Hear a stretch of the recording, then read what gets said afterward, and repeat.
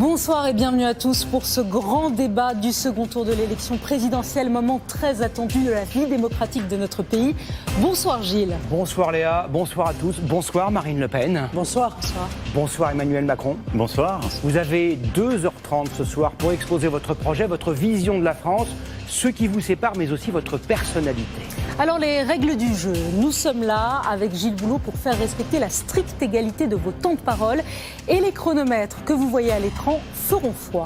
Nous sommes aussi là pour faire respecter l'impartialité, la clarté, la bonne tenue des échanges.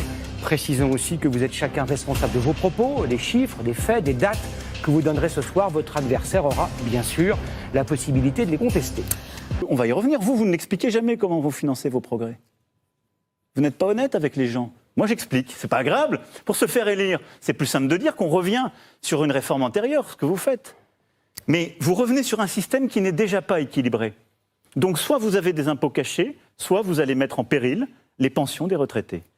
Pardon, Monsieur Macron, mais je rappelle que vous êtes le président qui a créé 600 milliards d'euros de dettes supplémentaires en 5 ans, dont 2 tiers qui n'ont rien à voir avec le Covid. Mais c'est totalement faux, Madame Le Pen. 600 milliards d'euros de dettes supplémentaires, Madame Le Pen, dont 2 tiers n'ont strictement rien à voir. Ce sont les chiffres d'ailleurs de vos propres ministères qui évoquent 145 milliards pour le Covid. Tout le reste, c'est de l'aggravation de la dette. Parce que c'est la sécurité sociale et les collectivités locales, Madame Le Pen. Non mais d'accord.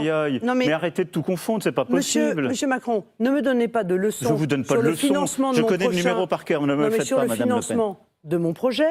Mais Madame Le Pen, quand on a 600 milliards d'euros de dette au compteur, Marine Le Pen, vous avez la parole. Reste modeste.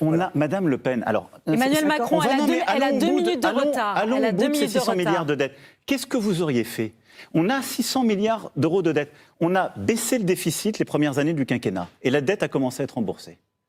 Les 600 milliards d'euros de dette, c'est 200 milliards de la partie État. Le reste, c'est la sécurité sociale et les collectivités locales. Pourquoi ? Parce que comme les gens ne pouvaient plus travailler, on n'a pas prélevé leurs cotisations, figurez-vous.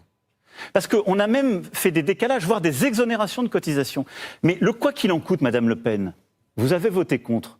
Vous auriez fait quoi ? Qu'est-ce que vous auriez fait pendant la crise Covid ? Marine Le Pen, vous avez 3 minutes de retard, donc vous avez largement la parole. D'accord. Ça va me permettre de revenir sur...